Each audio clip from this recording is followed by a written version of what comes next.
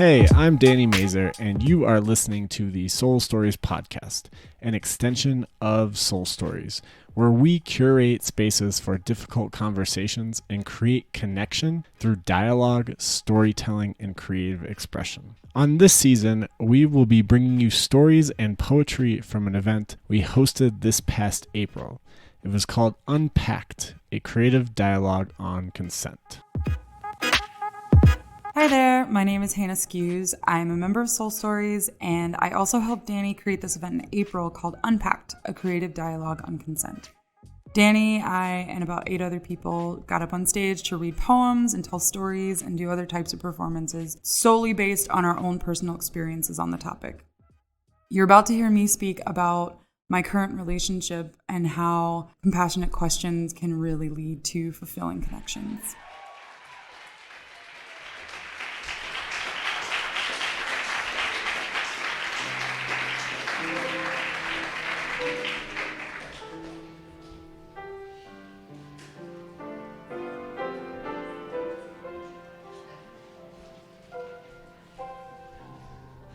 How many of you here have been completely stumped by a question?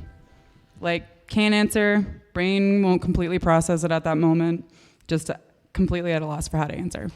Anybody? Raise your hands. What was it? What was the question? Shout it out, anybody. That's a terrible one, especially in your 30s. You're not in your 30s, but I am, so, you know. Anybody else? Do you live here? That's a terrible one. How about, can I kiss you? I was still married to someone else the first time Joe asked me this cartoon anvil of a question. And I couldn't quite put my finger on why it was so crushing then.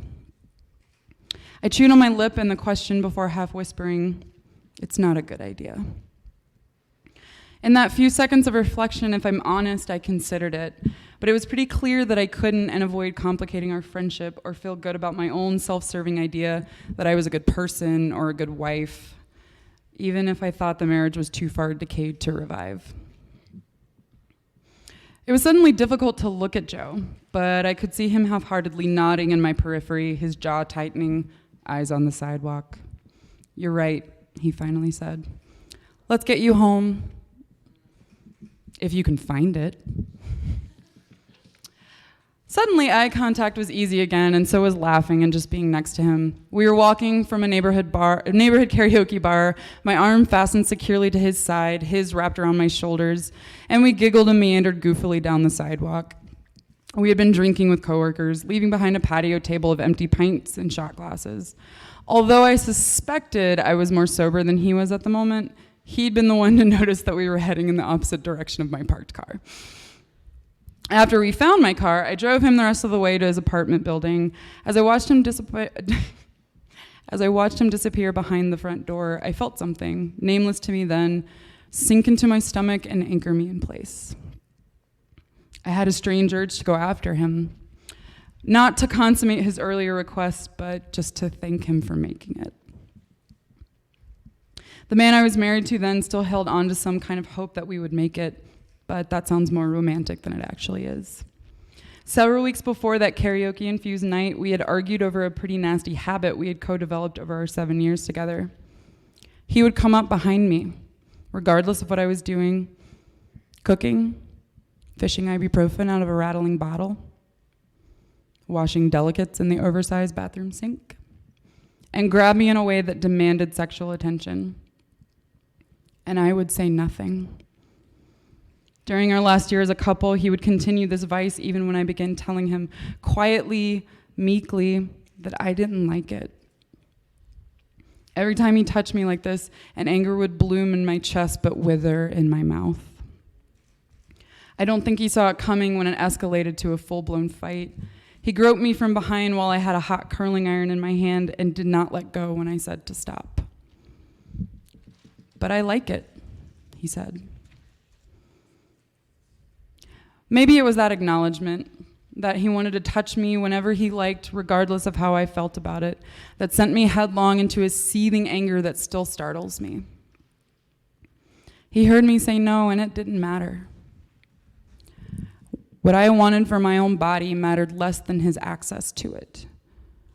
In one solitary second, every single time I said not right now, or shifted my body away, or avoided physical affection that could turn into sex, was kindling for that anger. I recoiled, shielded my own body like a starved and feral mother protecting her young, and I told him loudly, viciously, not to touch me. Curling iron held out like a threatening punctuation mark. I would move out months later. Our couples therapist told him after only 2 appointments we needed to separate before I could heal. This isn't what he wanted to hear, but I eventually got my own apartment, signed the divorce papers, and stumbled free. Given the shifting ground beneath my feet, that physical proximity to Joe that night as we shuffled to my car felt grounding and solid. It was easy, not consuming or demanding in the way so many other men have attempted to build connections with me. As a woman trying to live life in open spaces and hoping for distractions in the minefield of dating apps, the sense of entitlement to my time, my energy, and my body seemed a shared trait among potential partners. One guy stalked me on Instagram when I said I was uncomfortable going on a second date. Hindsight's 2020. Another told me I was just like every other woman and demanded I pay for half of the meal he covered when I said I wasn't interested in seeing him again. I held in several dry heaves when men I hadn't met sent faceless photos of their genitalia. When I did not respond quickly enough or when I ignored requests for photos of my naked body, the comments were not kind. They weren't interested in the fact that they were all tossing another piece of trauma onto a pile of it accrued since puberty. These infractions were common when I was dating, but they were also unsurprising. Graphic cat calls still ring in my 14-year-old ears as grown men followed me for several blocks in the middle of the day. So does the laughter of my male high school classmates asking invasive questions, sometimes with a crowd, about my virginity or my masturbation preferences. I can still hear the voicemails scattered through my sophomore year from a heavy-breathing, incoherent mystery man about what would happen if I was ever alone with him. I still don't know who he is. That same year, at 19, I was raped by an acquaintance who called me Little Miss Rape after I tried to sit up in his bed, slurring my disbelief over what he did. The chuckle in his voice still haunts me with knife-like clarity amid a hazy night full of incomplete scenes and too many jump cuts. I'll never forget the naked aggression of a drunk man who had followed a friend and I for a quarter of a mile, offering vivid details of his urge to sexually humiliate us. He began yelling over me when I told him to back off before I called the cops. These are the peaks in a range of male invasions. I spent too much time throughout my adolescence and adulthood looking over my shoulder when I walk alone outside. Day or night, wondering if a man is following me or just walking home. I've pretended I can't hear men yelling after me with the blessing of headphones. I cannot count how many hands have appeared in too intimate places at bars and gyms and even grocery stores. These experiences span every space I have occupied, from my southern hometown to my adopted city in Denver. To my conservative workspaces to creative communities, there are predators in every pond, in suits and overalls, in front of microphones and in conference rooms. When I think back to that night, willingly tangled with my friend Joe, I feel struck by the simplicity of actually wanting to be next to someone, and at the same time, feeling free of fear. Even though I said no to his asking if he could kiss me, I still found myself moved by it and hoping that at some point in the near future, he would ask again. Joe and I have been together for 3 years now, and he has indeed asked again.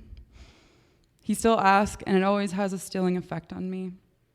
It makes me acutely aware of my body temperature and breath and just how long it's been since I drank water or applied lip balm.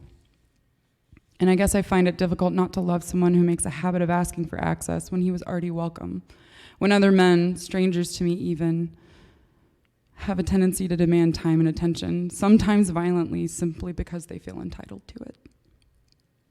I know there is an argument that he should ask anyway, and that I shouldn't feel the need to celebrate when a man interacts with a woman with a little common courtesy for who she is as a human.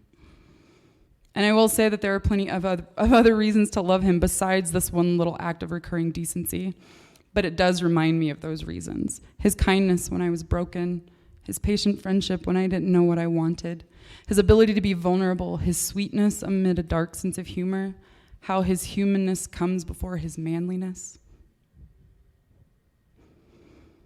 The question itself to me still felt and still feels quietly revolutionary, especially in its repetition.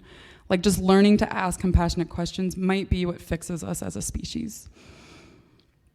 It certainly felt like something seismic that night when butterflies burst from my stomach and died in my throat as I rejected him for duplicitous interest in integrity and delay. It reminds me how far we've come from there, walking the wrong way on Broadway to eventually find the way home.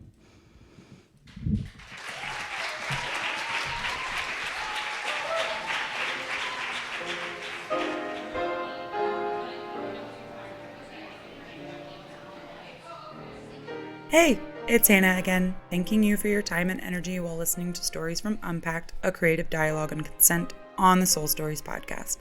I also once again and always want to thank the poets and storytellers for their vulnerability and honesty. One of the main goals of Unpacked was to offer up these narratives as a starting point for talking about consent. And I'd love to hear from you about how they impacted you.